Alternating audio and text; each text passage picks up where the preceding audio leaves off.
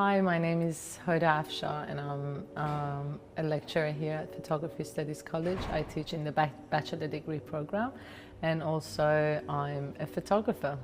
The smell of orange, it was a year and a half ago when my friend Daniel Smith, who also is the course coordinator and he teaches here at PSC, he came up with this idea that maybe it's time for me to go back to Iran, the country that I used to call home. And he was like, maybe it's time for you to go back and make work about it, because before I moved to Australia, my work was always, my practice was about Iran and making documentary work about Iran.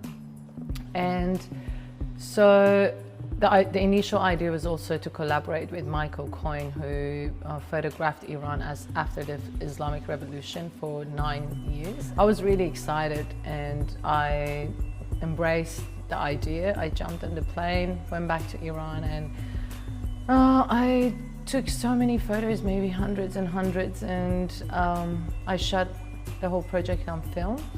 And so I couldn't wait to come back and see the images. We drove for 6-7 hours from Tehran, and we got towards the north of Iran, and from there we had to drive another 2-3 hours up the mountain. We passed the clouds and we went up the clouds, and I was like, where are we going? And we were all nervous that where we're going. So we finally got to the top of the mountain, and suddenly there's this beautiful village that exists in the mist and fog, and it's so beautiful. I was really excited. We spent 3-4 days there, totally different lifestyle, and no electricity, no technology, nothing. And it was actually a very good experience, having no access to the outside world. And I was like constantly walking around making pictures, and on one of the days that I was taking photos in the forest, I heard the sound of a flock of sheep, and I started following the sound, and suddenly on the road I saw a little boy standing there with his hands in his pocket staring at me. So I asked him if I'm allowed to take his picture, and he didn't respond. So I take a photo from the side, and then I walked closer and stood in front of him, and I was like, is it okay that I'm taking your pictures? And he didn't respond again. I took another photo, and I realized that because in Iran people in different areas speak they have different dialects, so he couldn't understand me. All he did, he stretched his hand, extended his hand, and he was like, aluche, which means little berries. He offered me little berries, and then he started swinging off the trees and laughing. And so I was kind of like, right in that moment when I took that picture, I had a feeling that I've got something really special in there. And it was mostly after that the local guide told me the story of him. She told me that his name was Ali, and she said little kids in this village, from their parents, from earlier stages, they decide if they're smart enough, they send them to the city to go to the school and become educated. And those that their parents realize that they're not smart enough, they stay in the village and they become shepherds. And when I heard this story, I was really, I don't know, somehow it affected me in a really strange way. And so I think half of the impact of the image is also the story behind it.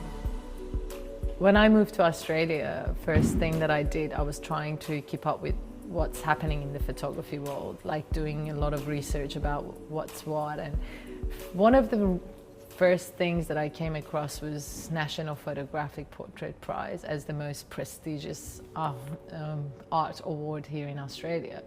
One of the most prestigious, of course. And so what I did, I used to have this board up on my wall that I was like, what things that I want to achieve in 10 years time. And I was like printing them out and sticking them up on the board. And I printed the logo of National Portrait Prize.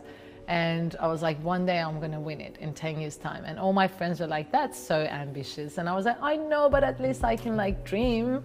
And finally it happened, you know, and they called me and they told me that I was the winner. I couldn't believe it. When I became one of the finalists, I was pretty excited and that was enough, but winning a prize like that, it was huge. And so I'm still flying in the clouds.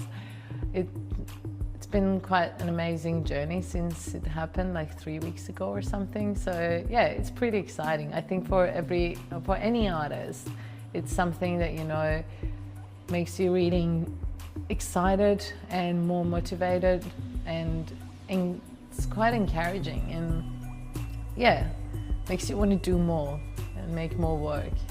It's kind of like a new chapter. It makes you like feel like, okay, now I can take the next step towards bigger sort of dreams and bigger goals. And I'm planning to go, if I can, travel to a couple of festivals now and take my work to a bigger sort of audience and make more connections, international connections, and see if I can like create more opportunities out of Australia. And that's one of the plans, and new projects, and also maybe complete the Smell of Orange and exhibit it, and lots of other things, lots of exciting things. I always tell my students that I think I learn more from them than they can learn from me. It's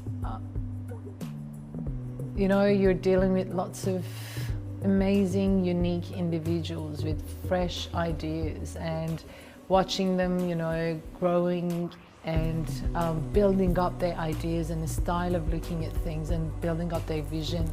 It's absolutely wonderful, and I enjoy every single minute of it, being with the students, and also the whole environment here. I love being here. It's more like we are a family. The most important thing is to be true to yourself and your practice, and believe in what you're doing, and don't make work to satisfy a specific audience, but just make work because it's something that comes from here and is true to you and your world. And never get disappointed. It's a very tough industry. Just keep making and dreaming.